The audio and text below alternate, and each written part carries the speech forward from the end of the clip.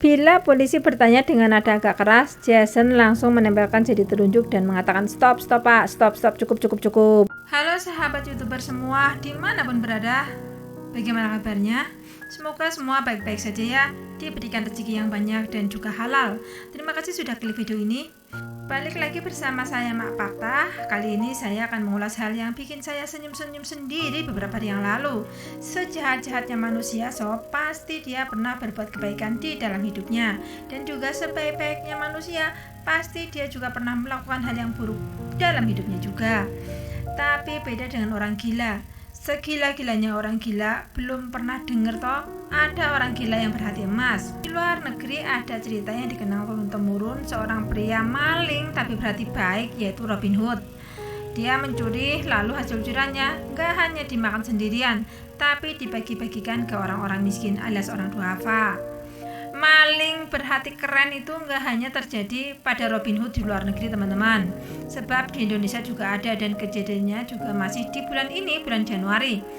Seorang pria yang kita sebut saja namanya Jason, berumur 41 tahun, melakukan pencurian dengan nekat dan sama sekali tidak takut ketahuan. Jadi kejadiannya itu pada tanggal 6 Januari 2022. Jason beraksi di Jalan Sadewa nomor 22, Kota Semarang Tengah. Dia menjebol teralis lalu melakukan pencurian dengan gaya yang sangat santai gelai. Bagaimana nggak santai sob? Dia melakukan pencurian itu mulai dari jam 1 malam sampai jam 4 pagi. Santainya seperti orang pindahan rumah milik pribadi. Jadi selama 4 jam itu Jason 12 kali mondar-mandir pakai motor untuk mengangkut 47 tabung LPG ukuran 3 kg. Tentu saja untuk disimpan di rumahnya. Ulahnya itu selain banyak dilihat oleh warga sekitar, juga terekam CCTV yang dipasang di rumah warga. Tapi di malam itu karena dia sangat santai dalam mengendarai sepeda motor yang mondar-mandir muat tabung LPG, jadi sama sekali tidak seperti orang yang lagi bawa barang curian. Orang-orang yang melihatnya nggak ada satupun yang curiga sama sekali. Sampai besoknya sang pemilik tabung yang memiliki rumah yang dibobol itu melaporkan pencurian besar-besaran tabung LPG miliknya itu kepada kepolisian. Setelah semua tabung itu pindah ke rumahnya, Jason lalu menjual tabung itu secara online via Facebook dan sudah laku 18 biji seharga 100.000 per biji. Karena saat dia mencuri itu juga dilakukan dengan sangat terang-terangan, yang artinya banyak sekali yang melihat, tapi Jason sangat santai, bahkan dia seolah-olah ninggalin KTP. Polisi pun dengan mudah menangkapnya saat dia sedang tidur di rumahnya. Tentu saja untuk dilakukan interogasi, Jason diajak ke kantor polisi. Di dalam interogasinya, Jason ini mengaku uang hasil penjualan tabung LPG itu sudah dibagi-bagikan ke fakir miskin dan gelandangan di pinggir jalan yang ada di sekitar lokasi. Di hadapan polisi, Jason mengaku terinspirasi dan sangat ingin meniru Robin Hood serta Kanjeng Sunan Kalijogo.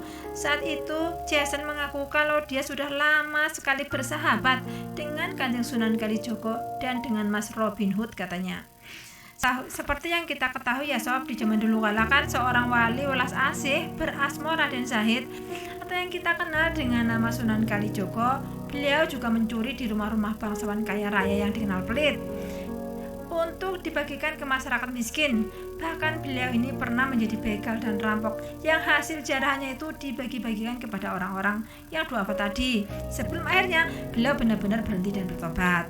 Oke teman-teman, kita balik lagi ke Jason tadi ya. Dimana-mana kan yang namanya pencuri kalau ditangkap polisi kan berarti kan ada takutnya, ada khawatirnya. Tapi hal itu nggak terjadi sama Jason. Yang bikin polisi dan wartawan melongo adalah Jason sama sekali nggak takut, gemetar, apalagi khawatir. Jason santai banget, sesantai saat dia beraksi mencuri tabung. Yang jadi masalah adalah si Jason ini sering gak nyambung saat menjawab pertanyaan-pertanyaan polisi dan wartawan. Bila polisi bertanya dengan nada agak keras, Jason langsung menempelkan jari telunjuk dan mengatakan, "Stop, stop pak, stop, cukup. Pak, pelan-pelan saja ngomongnya," kata Jason begitu. Lalu tiba-tiba Jason pun memelankan suaranya dan setengah berbisik kepada polisi-polisi itu. Jason itu bercerita kalau dia bersahabat dengan Bung Karno, dengan Cut Nyadin, dengan Raden Lajeng Kartini, bahkan dengan Pangeran Diponegoro. Hal itu tentu saja bikin polisi ini terherman-herman plus terbagong-bagong.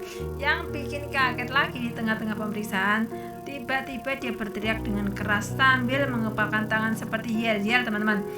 Dia bilang berkali-kali, yes, hidup Polsek Semarang Tengah, hidup Polsek Semarang Tengah.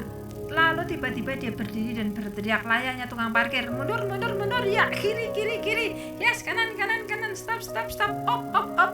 Nah, polisi yang awalnya menduga Jason pura-pura gila agar bebas dari hukum, tapi saat Jason tetap konsisten dengan kegilaannya, akhirnya polisi pun menanyai anggota keluarga Jason. Disinilah baru diketahui bahwa ternyata Jason adalah pasien rumah sakit jiwa yang masih rutin menjalani pengobatan. Bahkan saat itu dia juga membawa kartu berobat warna kuning untuk pemeriksaan pada tanggal 22 Januari 2022 ini. Yo alah, pantesan nyuri tabung LPG santai seperti miliknya sendiri dah. Nggak taunya itu gemblung, sob. Pastinya karena terbukti Jason ini kurang sehat, Jason tidak bisa dijerat dengan pidana. Hanya keluarganya saja yang harus mengembalikan sisa tabung LPG yang belum sempat terjual kepada pemilik tabung. Dalam hal ini, preman dan rampok sadis pun kalah telak sama orang gila. Ternyata ada ya sob, maling baik hati. Sekian dulu kisah nyata kali ini. Jangan lupa like, komen, dan subscribe. Bye-bye.